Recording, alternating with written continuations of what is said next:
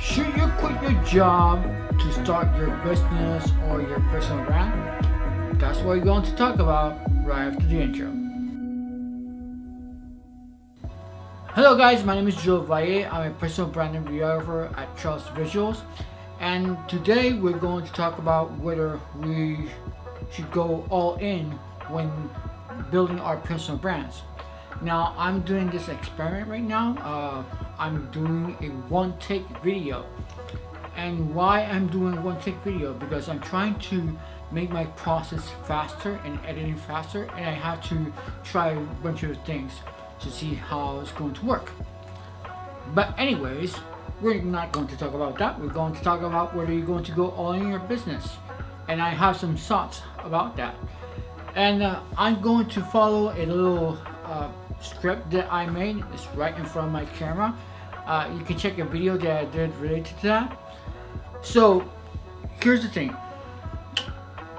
Building a business is very hard to do. I've been doing it for like 2 years, and this is not my first business that I tried to build. I've tried to build multiple businesses, and all of them have failed, except this one, Trust Visuals, which I would not say has been a huge success. It's the one that has given me the most results, the one has given me the most clients, the most reputation, and so on and so forth. And I've taken like 2 years running this business and learning a lot of things. And as I say, I'm reading from a script of mine here. And since building a brand is hard, and there's a reason why there's only like let's say 10% of the population who's has a $500,000 in revenue, or making $500 million. My bad, making $500,000 per year. It's only 10%. Think about it. There's a reason. I'm not even talking about the 1% here. I'm talking about only 10% of the population make that kind of money of making $500,000 or more throughout the year. And this is not from me. This has been discussed by multiple entrepreneurs like Gary Vaynerchuk and so on and so forth. Or don't take my word for it. Just Google it. It's very difficult. It's very hard because it takes a lot of brain power. It takes a lot of things that you need to learn over time, and you have to wear many hats. You have to control control, because things go out of control all the time, and you have to respond, and you have to react, you have to adapt. Entrepreneurship is not a straight line. You guys probably already know that. Entrepreneurship is doing segues. It's not like you're scaling a mountain and you have a feel for the terrain and then you have to adapt. I think a lot of people who do wall climbing can relate to this. I don't do wall climbing. I'm not that kind of guy. But yeah, you are trying to get your feel of it and then scaling this mountain. And then sometimes you have to go back to, you have to retreat in order to find another way around an obstacle. And that can be very exhausting for some people. Entrepreneurship is not for anybody. Or I should say, entrepreneurship is not for everyone. And you should think about that when trying to make these decisions. But I'm going to make some core arguments for why you shouldn't go all in and you should keep your day job. I'm going to give you a solution for those people who hate their job and they just cannot stand it, but that will be at the end. So let's see on the bullet points. I'm getting more and more comfortable just being more natural in front of you guys, and since I'm doing this in one take, I don't want to just stop and keep going because I try to be more efficient. But yeah, so and I'm just telling you my journey, okay? My bad, I'm going to the point again. So yeah, we need to have this patience and this humility to building our own brands and our own businesses. So what you can do is that you should start learning these skills that are going to take you to the next step.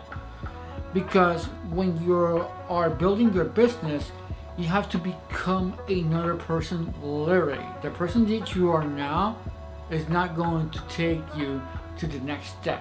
You have to evolve, you have to change, and that's a mental shift that you have to do in your brain, and that's not easy. It's not easy to become somebody else, and that's what a lot of people don't get about running a business. What I said earlier about running a business is not for everybody. That's true, but I'm going to contradict myself here and right now. At least you should try to run a business at least once, and not because it's going to make you a lot of money. It's not because it's going to make you successful. It's because you're gonna have to grow as a person to run that business, and all in all, that's a huge win. So even if your business fails, go try to run a little side hustle, a little side business, so you can get the experience of growing as a person, because that's literally what you're gonna have to do. And you're gonna have to face a lot of failures. There's a lot of failure along the way, and when I mean a lot, I mean a lot. Sometimes it's going to be on a weekly basis that you're going to face those failures.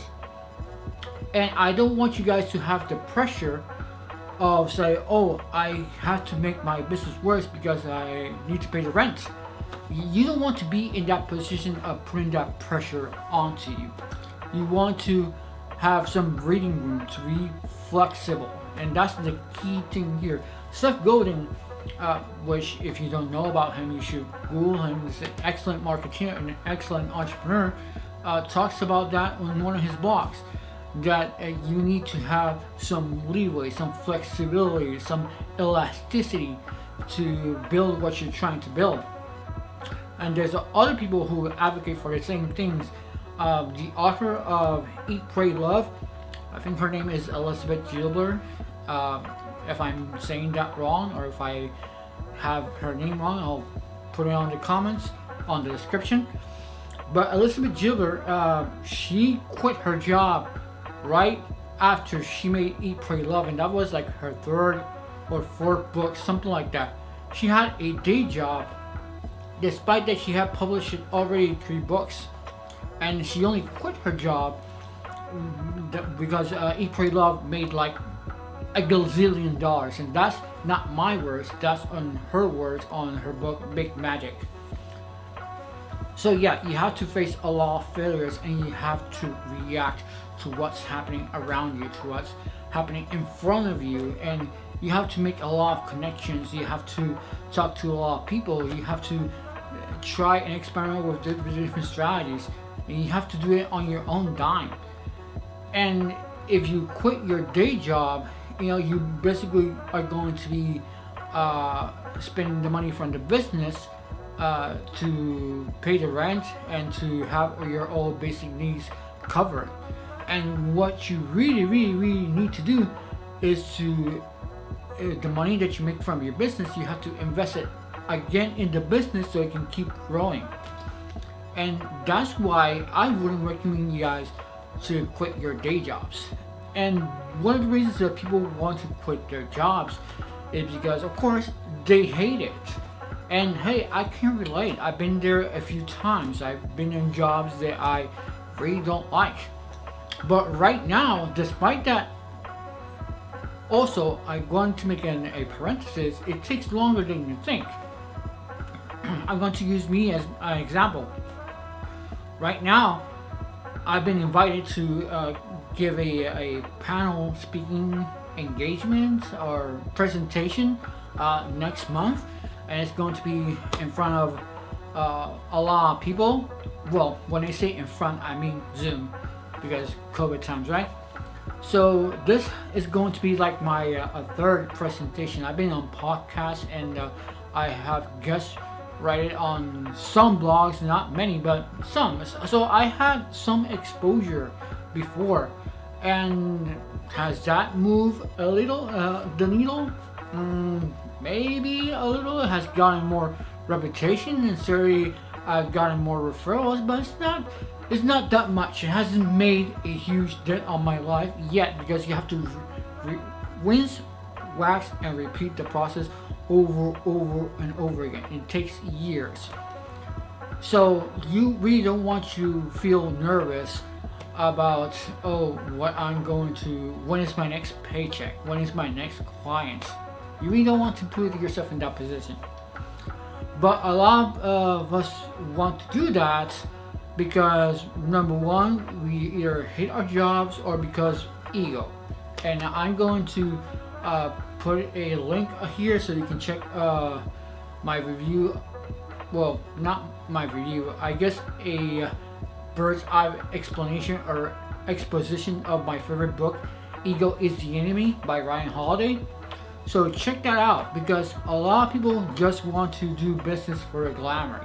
They want to appear successful on social media. I'm not saying that's you, right? But the overall mindset is just like, it's sexy right now to be an entrepreneur, but it's super hard, I guarantee you. So what you're going to do, or what I recommend you to do, if you hate your job, is very simple. Find another job. Just go look for a job that you like. Yeah, if you hate your boss, fire your boss and get another job. But don't quit your job to start a business. No, just go get another job while you're still running your business. And when you get a feel, once your business makes more money than your job, or at least makes an equal amount, and then you have the skills to keep it repeating month after month, week after week, day after day, then you can consider quitting your job totally to run your business or your personal brand. Right now, I'm not there yet. I cannot go and quit my job to run my business, despite that my networking skills are on top, despite that I have met a lot of people and I have worked with a lot of people, a lot of interesting people that have done amazing things that have been featured on magazines like Entrepreneur and so on and so forth. And I'm telling you, you still have to do the work. You still have to show up day by day. It's a grind in a good way. I love what I'm doing right now with the process of building my personal brand on YouTube, what I'm doing with my website, the things that I'm doing with my video skills. I enjoy continue growing as a freelance videographer, building his personal brand. Why am I talking a lot? My personal brand. I enjoyed that process, and I'm glad that I made the decision to re-examine myself where I'm at, and I say, you know what, I'm going to take this easy, slow, and steady, because I like this. I want this to work. It has been working, and I just want to let it some space so it can breathe. That's what we're talking about. We're talking about breathe. We talk about oxygen. We talk about feeling comfortable, so you have the slack, so when you make mistakes, which will inevitably come, you don't crash and burn totally. Because if you crash and burn totally, and let's say you go bankrupt, right, you have to start all over again, or maybe it's game over. Maybe you have such a big failure that you cannot continue to play the game. And that is what we want here. We want you to have enough slack, so when you make your failures, you still have enough breathing room to keep playing the game, because this is a long game, a long journey that you're about to take. So that's why I would recommend you to quit your day job. And yes, I think a lot of people that I have met have teach me that along the way. A podcaster that I listen a lot is Jordan Harbinger. If you listen to his podcast, he talks about this all the time. People ask him, should I quit my job? Sorry. Should I quit my job to build my business, and he will give a grand exposition of why you should not. Fortunately, I learned that lesson before. I didn't have to listen to Jordan, but you should check that out. And also, I recommend checking his course, 6-Minute Networking, because you need a lot of networking. You need to connect with a lot of people, and that course is free. So go check him out and check the course, and that way you can start networking and building new contacts, because along the way they will help you and they will elevate you and you will elevate them, and you'll be surrounded by people that will inspire you to continue building a personal brand, and they'll understand you. If you surround yourself by the right people, they'll understand you and they'll will help you along the way, along this journey. So yeah, a lot of things that you need to learn to run this whole entrepreneurship thing, your personal brand thing. So that's all I have to say for now. If you like this video, please actually like it on YouTube, because it helps a lot. And also consider subscribing. It also helps me a lot with the channel. You know, it keeps me growing, and you will see a lot more all down the line. So that's all I have to say, and see you next time.